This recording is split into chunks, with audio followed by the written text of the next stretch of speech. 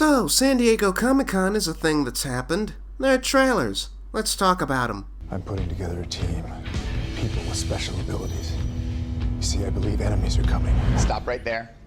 I'm in. You are? Just like that? Yeah, I need friends.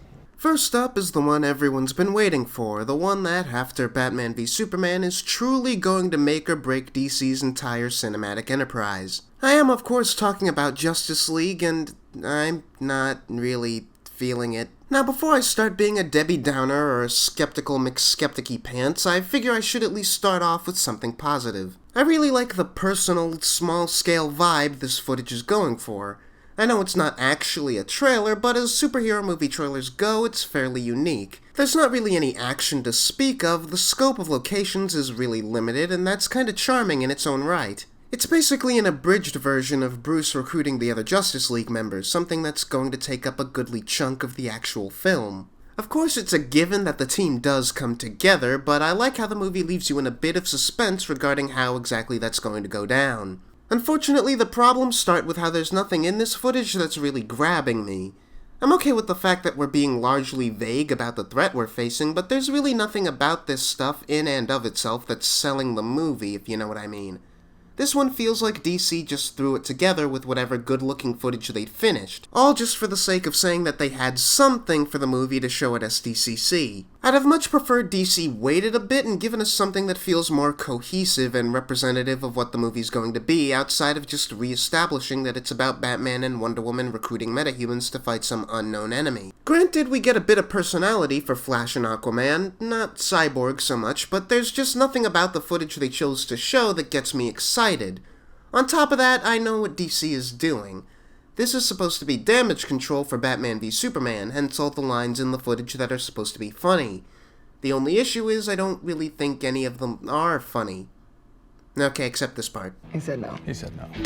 I was really curious to actually see that scene between Bruce Wayne and Barry Allen, aka Wally West in disguise as Barry Allen, since the dialogue for the scene was revealed as part of the Justice League set visit, and as written, I thought it was kinda iffy. How much it worked was pretty much entirely dependent on the acting, and unfortunately I don't think it stuck the landing.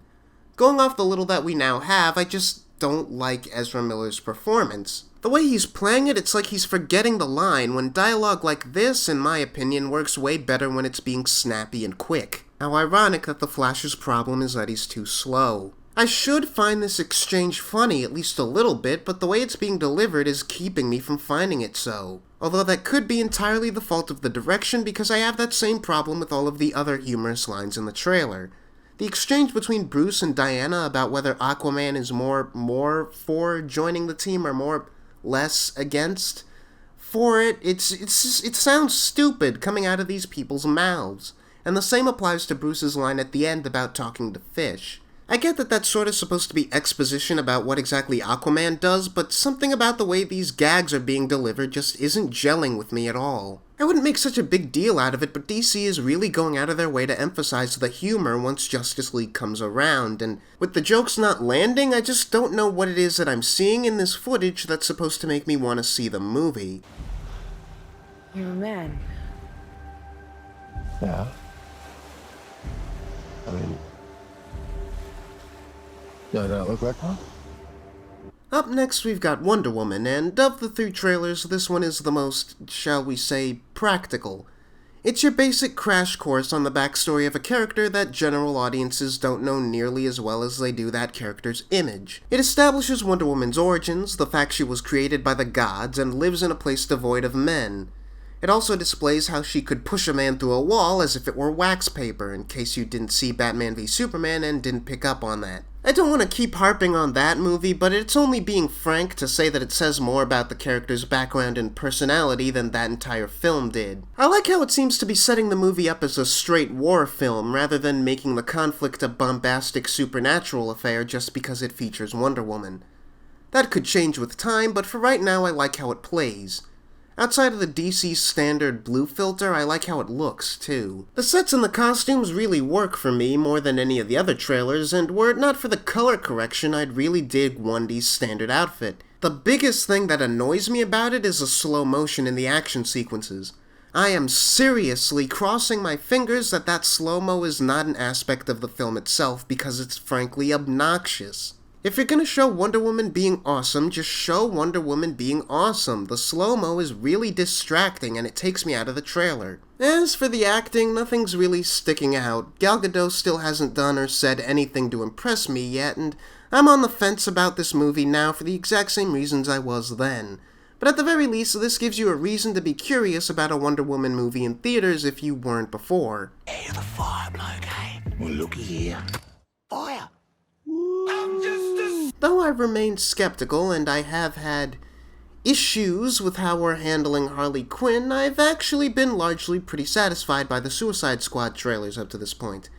To clarify, I don't like how her sole role in these trailers is totally unironic eye candy. Like, I get it. The point of Harley's character, even in her introduction, was to be a weird, PG sex bunny for the Joker and to highlight how tragic of a relationship that is. But when the movie itself is shamelessly fetishizing her at every single opportunity in the exact same way that the Joker would, it tells me that they're not actually going to do anything with it, and that she's just there to be the fan service rather than an interesting character. That said, this whole movie seems to be taking the grungy, edgy, crass tone that's bound to appeal to exactly the type of young teenage boys who would see a purely fan service character as a feature instead of a bug. And to be extra fair, maybe the movie itself is gonna turn me around on this concept.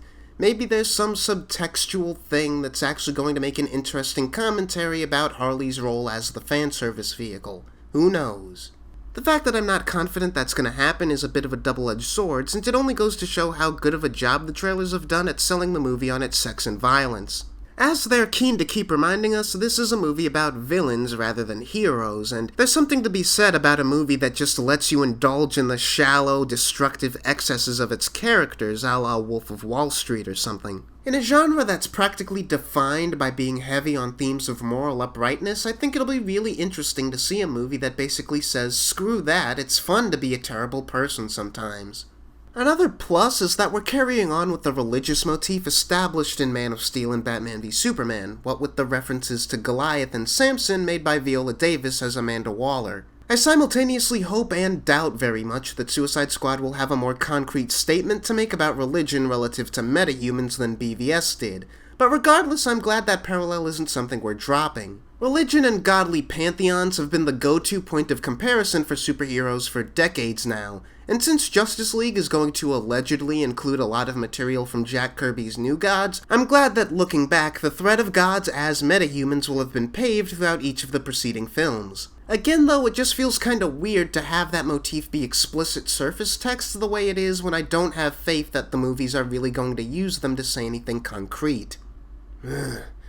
I wish I didn't have to be so negative. Wasn't there anything from DC this week that I wholeheartedly liked?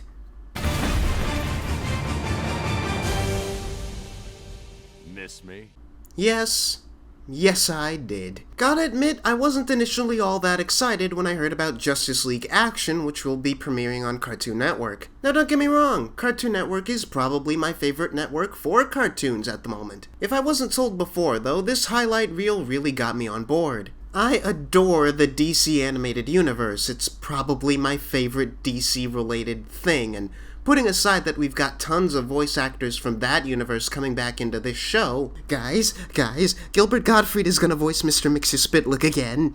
I also really like the tone that this show seems to be going for.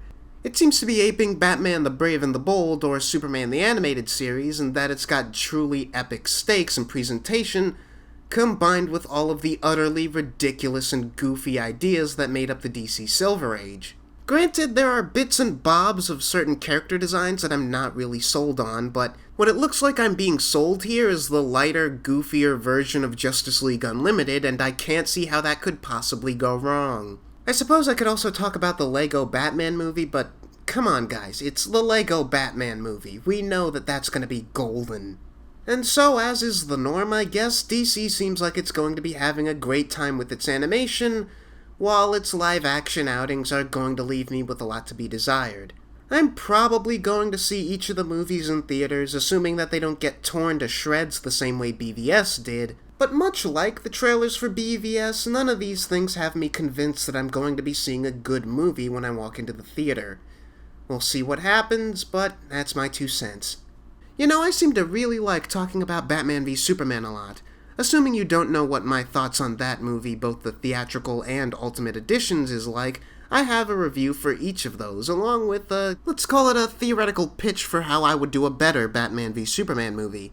If you're interested in hearing my thoughts on any non-DC related stuff, I recently just put out what's bound to be a controversial review of 2016's Ghostbusters reboot. If you liked what I had to say about these trailers, then you could like the video and subscribe to see more regular outputs from me. You could also go to my blog, ponderbig.com, where I post all of these videos alongside the occasional written review. Thank you very much for watching.